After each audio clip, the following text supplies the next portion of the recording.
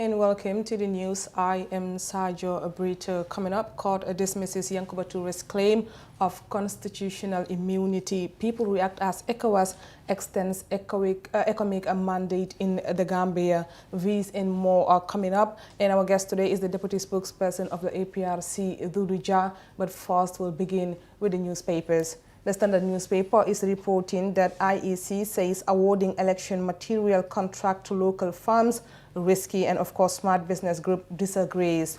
Baba Job's family speaks. Gambians should protest to UN to demand withdrawal of economic troops in the country. Supreme Court to decide Yankuba Toure's BB Dabo cases today. Let's take a look at some of these stories in detail. The Chief Electoral Officer of the Independent Electoral Commission has told a National Assembly Select Committee that history has shown that the investment of local companies in the procurement of electoral materials could engender electoral violence and dispute. At least 3 overseas firms, Electoral Service International, eCamp International, and Damalog, have all expressed interest in the IEC contract alongside Smart Business Group, a Gambian company. The Director General of the Gambia Public Procurement Authority, Salum Malang, said the restriction on including local partnership in awarding the contract is discriminatory and goes contrary to the GPPA Act.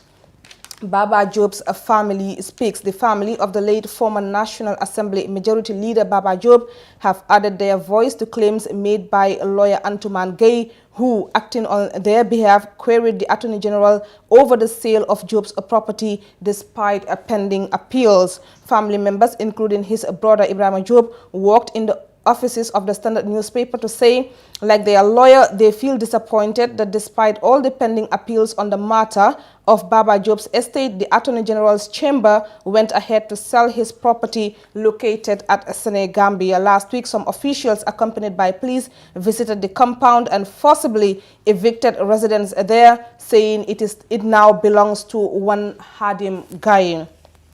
Gambians should protest to UN to demand withdrawal of economic troops in the country. The United Democratic Party Administrative Secretary, Legal and Human Rights Affairs has called on Gambians to come out and protest to the United Nations to put pressure on ECOWAS to withdraw the economic troops in the country.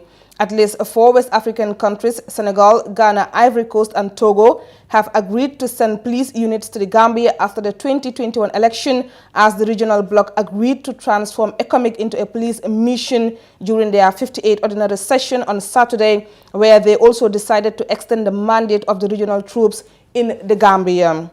But speaking in a Standard exclusive on the matter, Alma Metal argued ECOWAS should reconsider the decision and rescind it forthwith. ECOMIG should leave the Gambia. They absolutely have no use in this country. It is really an affront to our sovereign rights and as a member of the United Nations.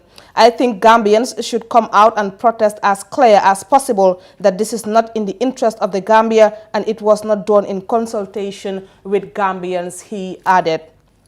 Supreme Court to decide Yankuba Toure BB Dabo cases today. The Supreme Court of the Gambia will today deliver landmark judgments in the case involving Yankuba Toure, former junta member who raised constitutional immunity in his criminal trial for the murder of his cabinet colleague Usman Koro Sise.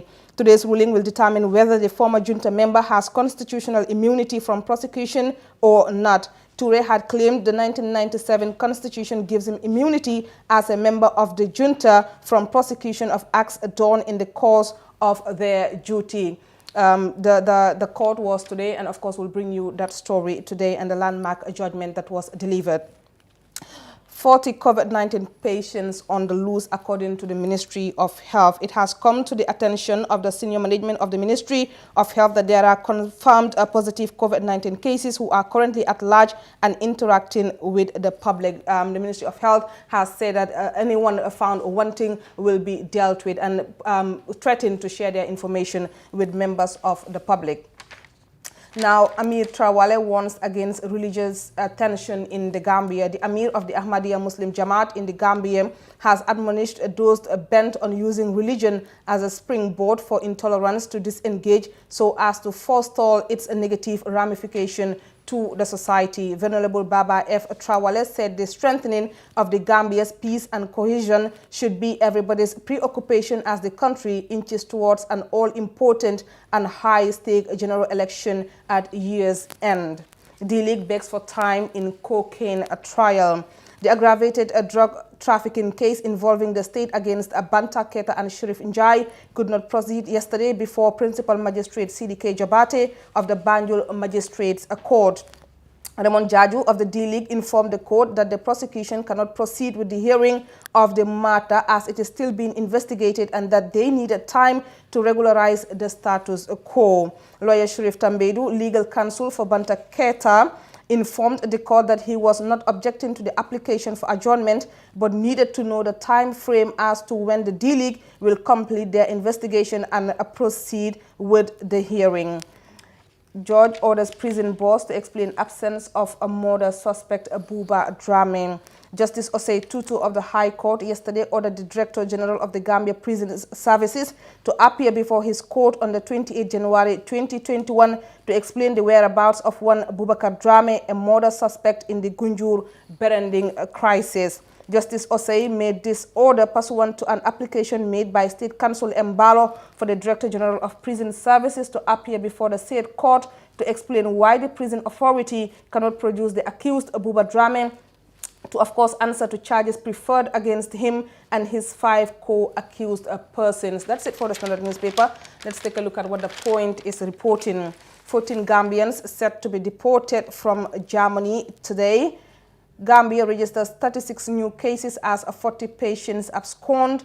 Gambian politics scare former minister. Let's take a look at those stories. 14 Gambians currently in a detention camp in Germany are set to be deported back home today, subject to Gambia government's approval. These Gambians were arrested by German authorities and were told they will be brought home. It is assumed that their stay has been exhausted after their asylum claims were rejected. Yaya Sonko, the spokesperson of Gambia Refugees Association in Germany, confirmed that a dozen Gambians are set to be brought back today. By the way, we were told their estimated time of arrival was supposed to be 4 p.m. today, but they have changed it to 4 a.m. according to the PRO of the Gambia Refugee Association. That's it for the Point newspaper and for the newspapers at large. Let's go for a break and we'll be right back. Stay tuned.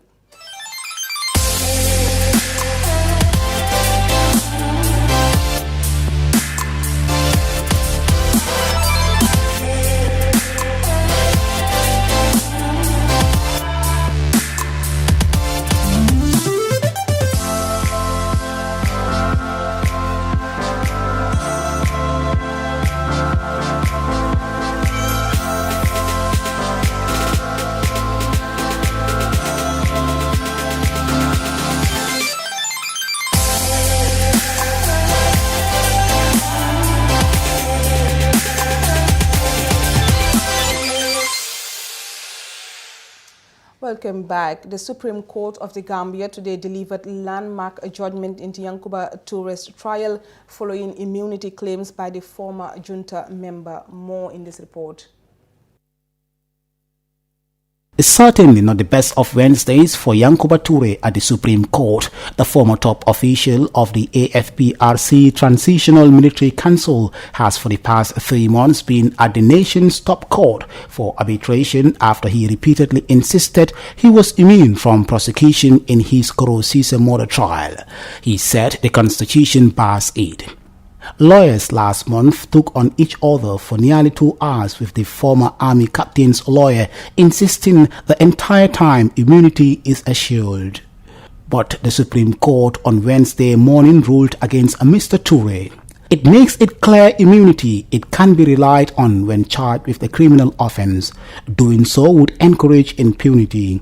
Top attorney Gay Sow, who led a group of lawyers in the case as friends of the court, told the Fatu Network of the unprecedented Supreme Court judgment. Yankuba Toure is standing trial for the 1995 murder of Finance Minister Osman Korosise.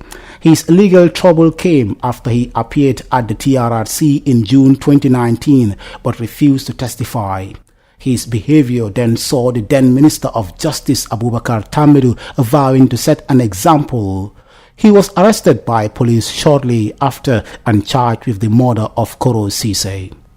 At the Supreme Court on Wednesday, the nation's top justice, led by Chief Justice Hassan B. Jallow, dismissed on Wednesday morning a claim by Toure. The Constitution shields him from prosecution for any commission or omission during the two-year military transition between 1994 and 1997.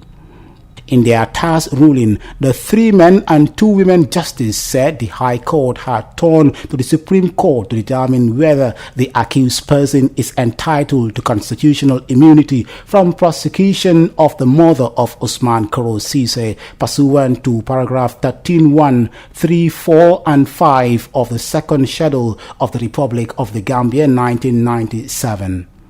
This court, having considered the oral submissions and written briefs of learned counsel for both parties and of the amicus curiae admitted by the court, finds and holds that the accused Yankuba Toure is not entitled to constitutional immunity from prosecution for the alleged murder of Usman Koro Ceesay, pursuant to paragraph 13(1), 3, 4, and 5 of the second schedule of the Republic of the Gambia 1997. Reasons for the decision will be delivered by the court in due course. Accordingly, the High Court JTJ is hereby directed to proceed with the trial of the accused person as charged, the justice said.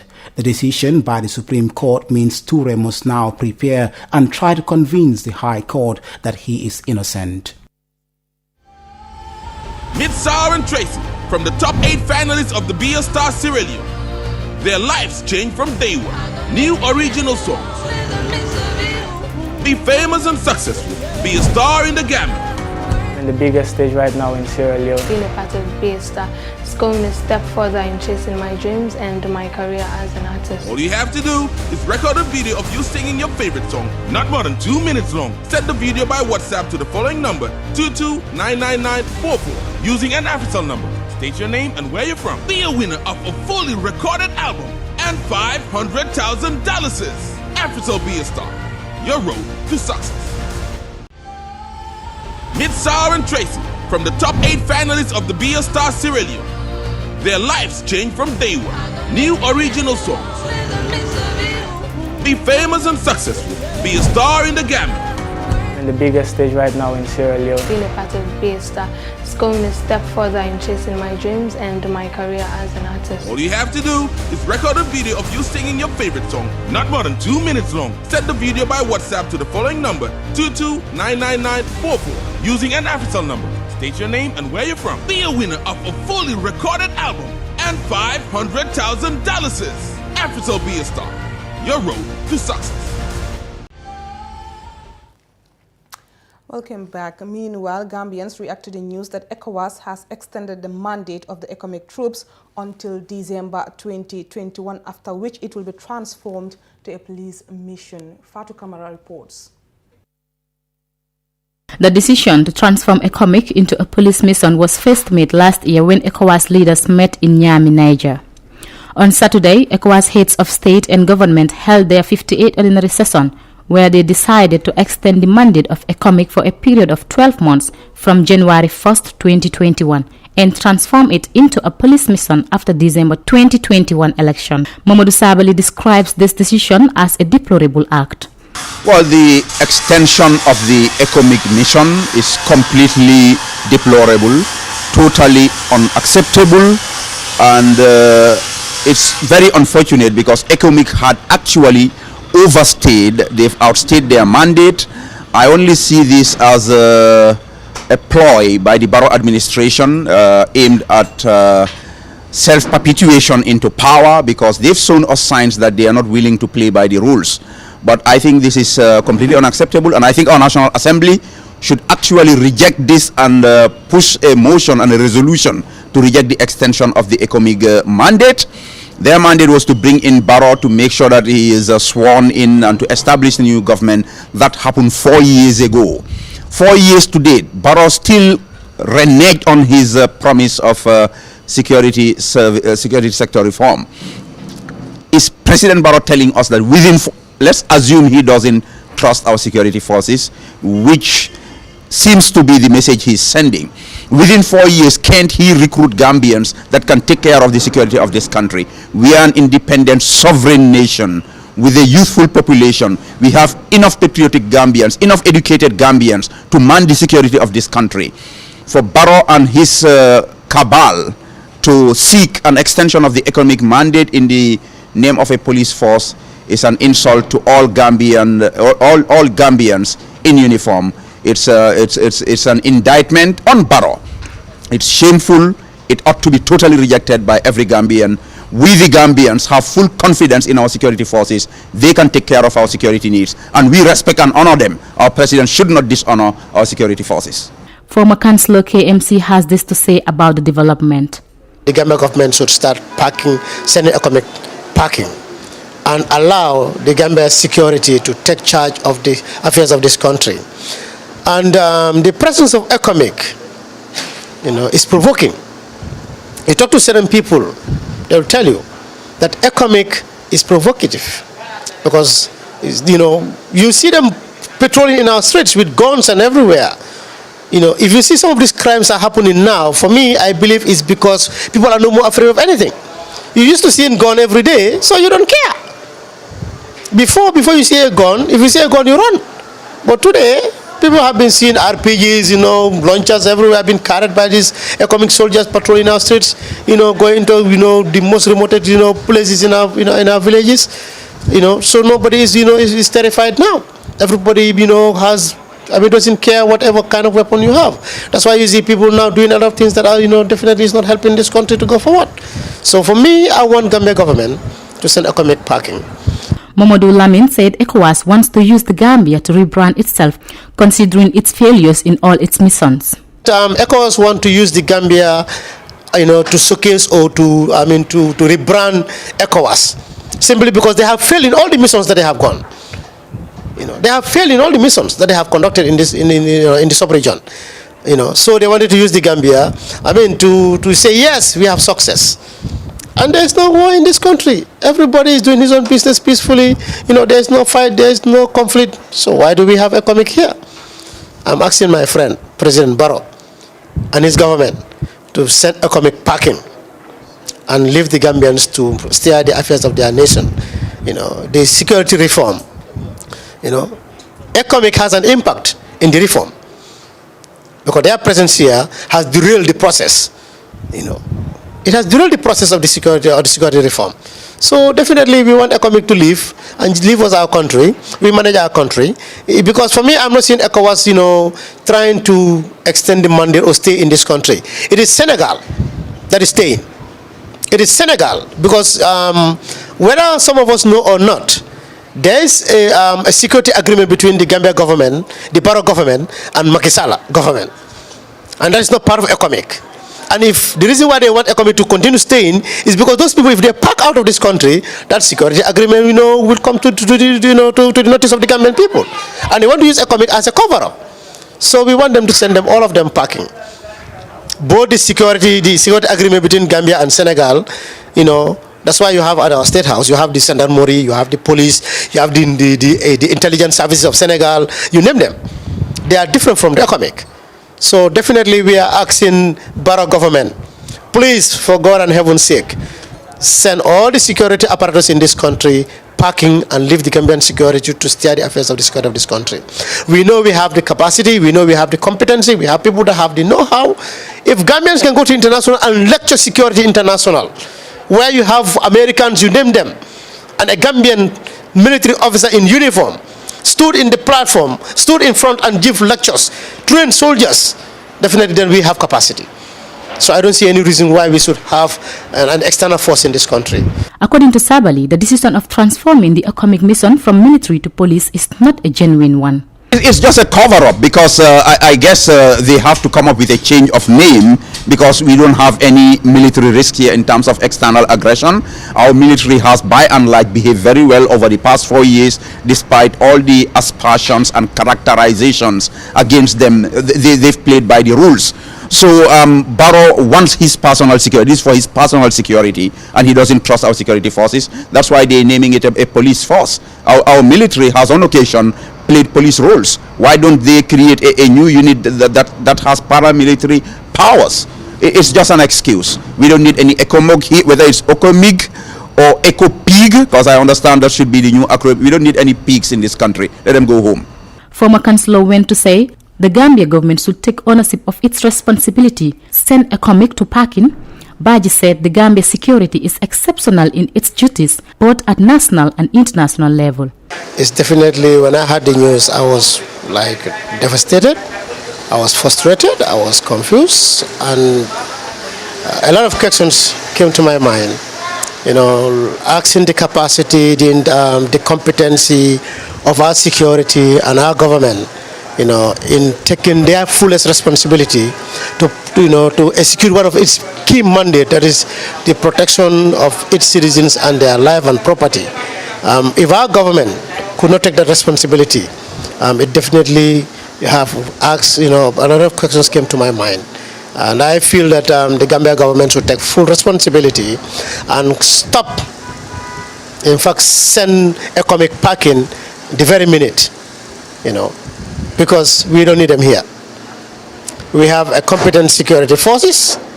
If you got the privilege of traveling outside this country and you see what skills and talents and capacity have been displayed by the Gambian Security International, definitely you will not even allow ECOMIG to stay in this country for 1 minute. So for me, my honest opinion is that the Gambia government should start sending ECOMIG parking and allow the Gambia security to take charge of the affairs of this country. Musa Jeng on his piece on the Fatu Network said, the future of a peaceful and stable Gambia ultimately is in our hands, and political justice only undermines our trust in our security and police forces that, for the past 20 years, underwent the same sort of abuse and negligence. Fatu Kamara reporting for the Fatu Network News Review. TAF Africa Global presents the new Tulip Gardens. TAF Tulip Gardens is set to comprise service plots in sizes ranging from 220 to 570 meters square. Deposit as low as $83,600 is only an 18-month interest-free payment plan with only 20% deposit on the service plots. Please contact 376-2333 or 776-2333. Free. TAF Africa Global present. Welcome back. It is a common belief that women are the ones who are supposed to be selling in market hubs. However, this is a notion which some men are starting to bypass as they struggle for daily survival. Osman Jata engaged Dembo Dabo, a vegetable seller at the Serekunda market, who is extremely passionate about his job as he depends on it to put food on the table. More in this report.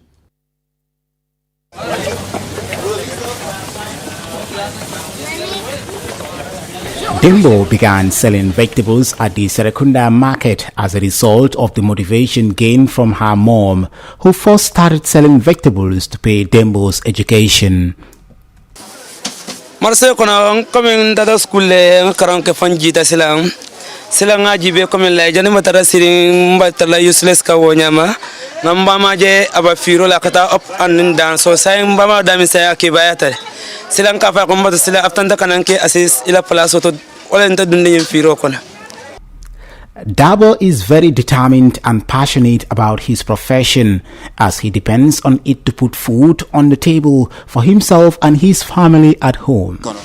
Alhamdulillah kata domanin nak bare business of silan alko koliyata bakele akko kolya batale nyulu nkamin do ku jantentin ikada kole man kayinta wulo kono wilikinin kemenan is too much paso mo include follow so min ka bo foreign oda ka tala min ka do ku ja oda kalafa so comme la entaw ma sakunda dan na minna isa makoy isa dollar fanan ini sakacha nak ini sakacha comme business o min ka do ku jang isa mexon oda e jin so size ndor banku dingalu nsam fanga nafa. As a Gambian youth who is struggling every day to make it to the market as early as 7 a.m., Dembo encouraged his fellow youth to engage into something, adding that sitting and brewing attire will not solve their problems. Ndo funding ke fana advice amina dal nkana beke Johnson konasiot nyem firo akata nyaawnya nim fana ndaka official domande yeah because be right now something ndade being a school ban for be ngamba ma da hande ku jamal la nak mfan kami hosul mfangalong nin dukanata mfangalong musutambulo konde bala bi alhamdulillah rabbil alamin sommo fannin kire fanan dan na minna nkana fa komillahi nin karanta njita mbabe kala office hotel ni office o manso nga mexo nkadum business o fanan dala. With the COVID-19 pandemic, most entrepreneurs are struggling to maintain their businesses, and Dembo is no exception to this trend. He implored on government to look into the price of goods, as most people raise concerns over the skyrocketing prices of goods in the past month, making the business hub a challenging arena. Dembo further went on outlining that vegetables grown in the Gambia appear to be more costly when compared to the imported vegetables. The Gambia have a youthful population, and statistics have revealed that 60 to 70% of the Gambia's population is made up of youth. And Dembo is among those few youths who are selling in the market to add a living for themselves and their family at home. Hi there and welcome back. And now joining us live in our studio is the Deputy Spokesperson of the APRC, Mr. Dudu Jah. Dudu, welcome to the FAT Network once again. Thank you, Sergio, for having me on the show one more time.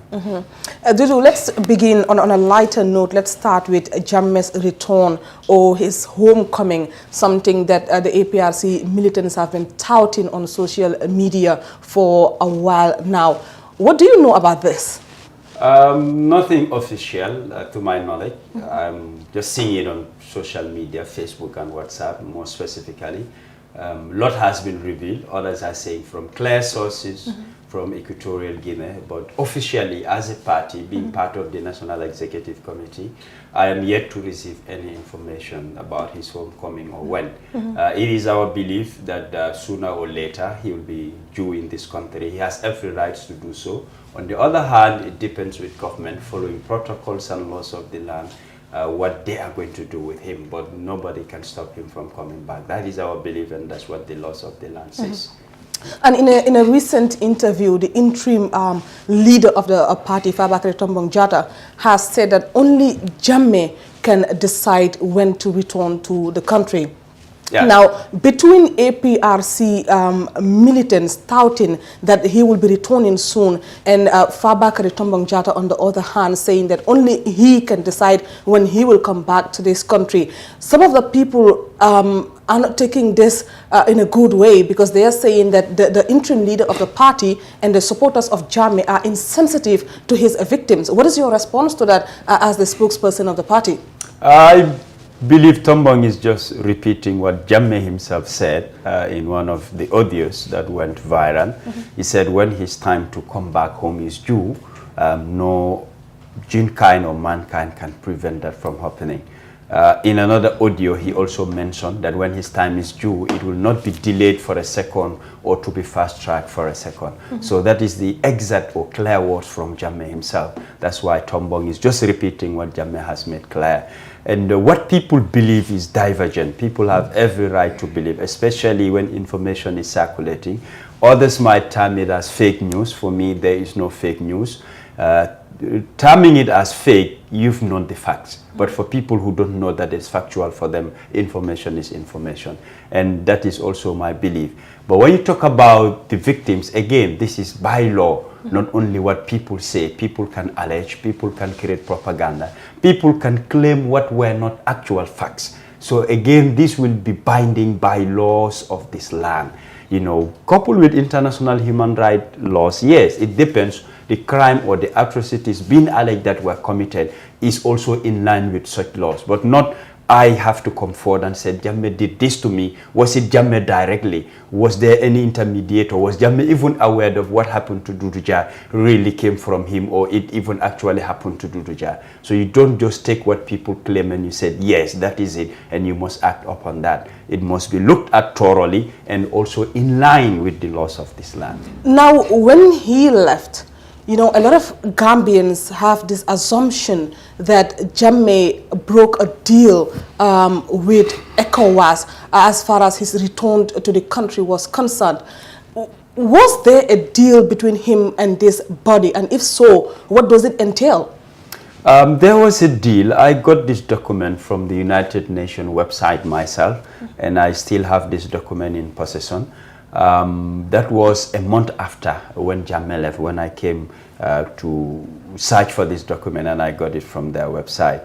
It was the spokesperson from the Office of the UN Secretary General who definitely was part of that agreement, which was agreed amongst themselves, which was ECOWAS, the African Union, AU, and the United Nations. They fostered this deal. And it was about 14 bullet points, what they put forward. But 2-3 of those points was just introduction when it started. It dated back when the first mediation headed by His Excellency President Buhari, you know, they first came to the Gambia, when he came with John Mahama of Ghana, and also I could recall Ellen Johnson Sirleaf. And the second coming, they highlight why they came and the steps forward. But they went further to put forward that the 21st of January 2017, that was the day he was leaving, and I think that was the day that agreement was concluded, that he's going to leave. And they said temporarily. It's like not a permanent one, temporarily. And in that agreement, they said he will return of his own liking. He has to choose when he's going to come back. So this takes us back to exactly what Fabakary Tombong Jatta was saying. Yes, there was no specific date, but they said temporarily, and he will decide when he has to come back. If you go to the joint declaration, you're going to find that there. I think that's point number 12, bullet point number 12.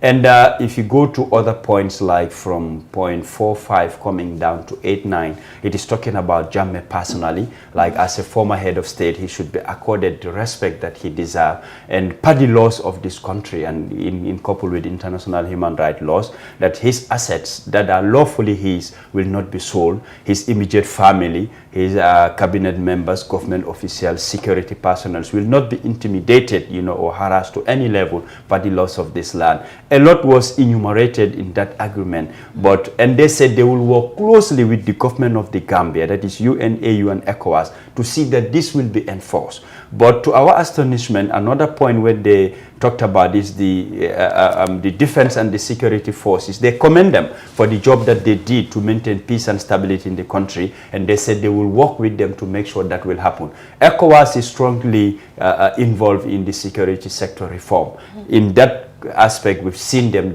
playing their part financially, physically, morally, but the other agreements, we don't see them take any steps. It's like for them, it's only about the security, that they are more concerned than the other agreements that they put forward. And talking about the security sector reform, we have seen that the ECOWAS has decided to extend the mandate of the economic forces in the Gambia until December 2021. And from there, it will turn to a security force. What was your reaction to this news when you first heard it? I wouldn't blame ECOWAS for doing so. ECOWAS will always pursue their interests, you know, as a body, as an organization. But coming down to the Gambia government, it is like when it comes to these measures and decisions, Parliament are not involved. It's like they're bypassing Parliament. For me, Parliament is a representation of the people, and certain national issues, Parliament will not decide what you have to do, but I believe they should be in the picture. Perhaps there are other formalities Parliament could give, even giving you advice. It is definitely important. But again, the question is still when do we rely on economic force? It's still when, because it's 4 years and counting. Now, when you talk about, you know, at a later part, transforming economic into a police force, for me, it's something, as a Gambian, it's not acceptable. Instead of you bring in foreign forces, pay them money, give them equipment, and they're well trained to foresee our internal security, to be in charge of it, what if they leave? I believe our own security personnel, these are the ones who should be trained, upgraded, well-equipped and financed, so that no matter how long it takes, the experience, the technical know-how, the capabilities will be with them, and it will pass on to other junior officers rather than hiring from other countries. And you know, when you talk about the security forces in the Gambia, it's all turned back to President Yahya Jammeh. You know, a lot of people are coming to the defense of the Gambia government by saying that this man still has loyalists in the army, and they will wait for any opportunity, you know, to strike. What do you make of that? For me, that is just a flimsy excuse. These are Gambian soldiers. They don't belong to an individual. They don't belong to the former president. The former president have served in the Gendarmerie, served in the army. He knows what security is like. When things were more difficult, he has put on that uniform. So him upgrading and also to make sure that whatever their requirements are, if not all, a large part of it, he provided for them. Now, when you care for people, you show them love and care, and their needs have been catered for, their loyalty comes to you. Since Barrow came into power, what has he done to win over that loyalty? This is natural in any country that you go to. If you don't care about people, they would rather be minding their business. What is President Barrow extending to our security forces? To show them that you are answerable to me, your loyalty should be to me, but I feel they are neglected. And a lot has been happening internally, a lot of discrimination happening within our security forces, some of which are being termed as security sector reform. A lot of people have been even taken out of the army and transferred to either the paramilitary, others have been dismissed based on tribe. And for me, these are wrong. Again, you question those in charge of the security. What have they done since they gave them that mantle of leadership to steer the affairs of our security forces? For me, what is expected as Gambians, if they don't achieve it, as leaders, they have failed. It's high time for President Barrow to look inwards for others who can head this army to make sure that national unity we're calling for them to serve this country, will continue to be observed. But the leadership, I think there's a question mark. And a lot of people say that ECOWAS extending the stay of the economic forces in the Gambia might not be ideal probably to the average Gambian out there, but security experts are not ruling out its necessity. Do you agree with them concerning how politics in the Gambia have evolved and the things that are going on in the country? For me, it looks like there's another interest, like they are not putting to surface. 4 years, it's definitely a whole lot of time. How many are the numbers when you talk about security in this country? A population of less than 2 million. How many within that population are wearing our uniform? I believe within a year or two, that job of foreign forces being here should have been done, and they should hand over to our own security, who should be in charge of our security. Like foreign occupation or foreign presence, what it yields in the eyes of the people, they are not there to serve the people. They're there to serve the interests of few, that is the president, the government, or people very close to them. The economic forces, we've seen here repeatedly crimes that happen around the country. What do? They come and they are spectators. So if you want to guarantee my security with ECOMIC, I would definitely put a big question mark, because when things get out of hand, they step aside and it is our own security that will come forward and try to settle these issues. Why is it taking so long? That is the question. And people will get fed up with them. The more they stay, the more people are going to turn against them. Any security expert or any security analyst should be able to gauge that and to, draw it from experience that happened to other countries. The same people you come to rescue and save, in time they're going to turn against you because they will see a different agenda. Now let's talk about the issue of sovereignty, because when government came out with this publication that ECOWAS is extending the mandate of the forces, there is something that caught the eyes of many Gambians, which was the fact that now we're not only having people from English-speaking countries as peacekeepers in this country, but we are also having, let's say, French forces. And I saw someone who made a comment and said the only reason they are throwing Ghana into the equation is to dilute the French interest. Do you agree? Yes, and looking into it, currently the chair or the head of ECOWAS is the president of Ghana. So you cannot create or formulate anything in his country's absence. It would look funny. So this is why they are in the picture. But it is no secret that Senegal, a large chunk of what runs our country, they are in charge and they're dictating pace. It is no secret when it comes to our security, certain happenings in this country, they are in the driving seat. So they will be more comfortable with a French-speaking country like them, who will share the same common interests. Like we have the Francophone, there's also Anglophone. So they will be more specific and concentrate on the Francophone than the Anglophone, because that's what they understand amongst themselves. They speak the same French language. For them, communication would be very, very easy. Let's take into play. Perhaps people will start questioning Nigeria, were the ones who championed this economy. Why are they not in the framework now? It is what questionable. Then You look at 4 countries being brought together, 3 of whom are all francophone. Is definitely questionable, which still shows again, like even within ECOWAS, Senegal still has the upper hand in directing and dictating how Gambia has to operate. Others could disagree, but this is my point of view. So with all these things happening, where does that leave our security sector reform as far as you're concerned? It is a concern, it is a worry. We all wish well for this country, we wish peace, but government must be in the driving seat. Give Caesar what belongs to Caesar. That's what is going to help us. I think national reconciliation is needed. Long time ago. For me, it is long overdue. A lot of things are happening in this country. For me, government has to take the bull by the horn to make sure that people will be united. And it has to begin with the security forces, because they maintain peace and stability. You know, they put their neck on the guillotine for a lot of Gambians to go to bed peacefully, even those outside this country. But we're not showing government being put a lot of interest and to push for that national cohesion as far as our national security is concerned. It is definitely worrying. But instead, you want to leave that in the hands of foreigners. How would they feel? Most of our securities are very unhappy. Not only the soldiers, you go to the police, the immigration, and all other sectors. Are they really catered for? What I mean, catered for their needs, things that they definitely need. Time and again, we hear crimes, burglary, etc. All they would say, we don't have vehicles, we don't have fuel, our car don't have battery, etc. I believe these are minor issues that has to be sorted out.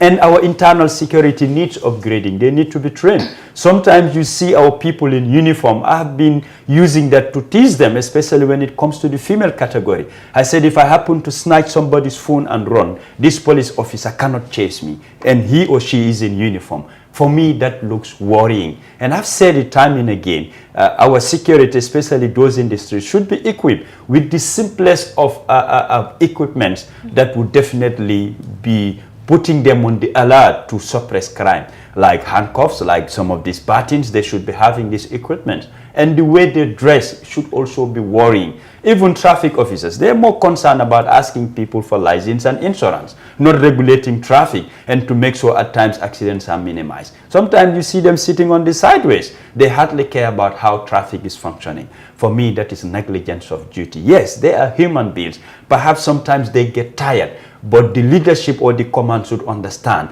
that people cannot serve the whole day under one responsibility. They should be switching. If you come in the morning up to certain hours, you need to go somewhere where you can rest and others take over fresh. This will enable for duty to take place. But at times in the morning, you're going to work. When you close work, it's the same police officer you find on the traffic, as if they don't have other needs. That also has to be looked at. And of course, certainly the extension of the mandate of the economic forces, it's been accompanied with a couple of allegations. Some Gambians are already saying that this is just one step that the president is trying to use to rig the upcoming elections. How do you respond to that? Yeah, they should have been more open to give a deadline or a mandate. But if you said until 2021, after the 2021 elections, for me, that is political. They should have said until the security sector reform is completed, then that will become a national issue of security, rather than gauging or putting a time frame based on elections. So people have every right to speculate. They have every right to speak their mind, unless the government need to come out always to clear the air by giving people accurate information and the reasons that led to it. Sometimes it is necessary that you don't put up a pool, but to engage people. And the best place to do so is Parliament, their representation of the people. This is what we want to do. What do you think? Not you're going to act on based on what Parliament says, just to gauge their views, to see what are people's opinion. If you see majority are against it, don't follow other countries or international partners. They are after their interests. You should look at the interests of your own people internally. It is very important.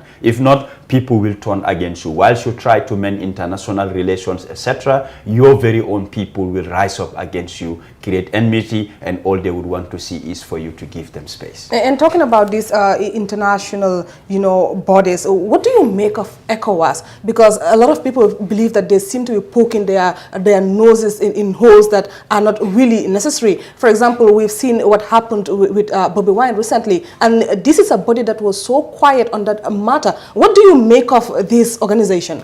Before the issue of Bobby Wine, we just track back to Ivory Coast. What happened? What did ECOWAS do? You look at the situation, what happened in Mali. What did ECOWAS do? Many started classifying or labeling them as a toothless bulldog.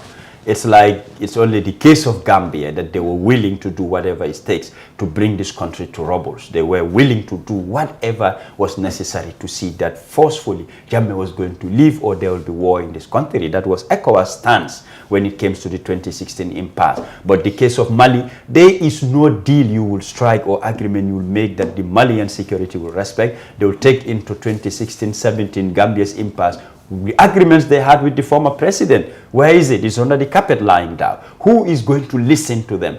And ECOWAS is like they listen to more of the West, I would say specifically France, because if you look at most of the funding, the EU, even extending for another 12 months in the Gambia, the EU is paying. And in bracket, you will say France. So it is definitely questionable who is ECOWAS answerable to.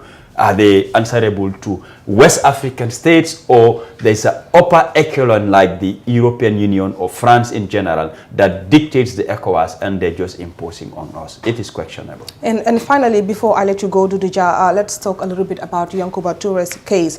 Some say the ruling today is a big blow to not only Youngs himself, but the entire APRC as a party. What do you make of the court's decision today?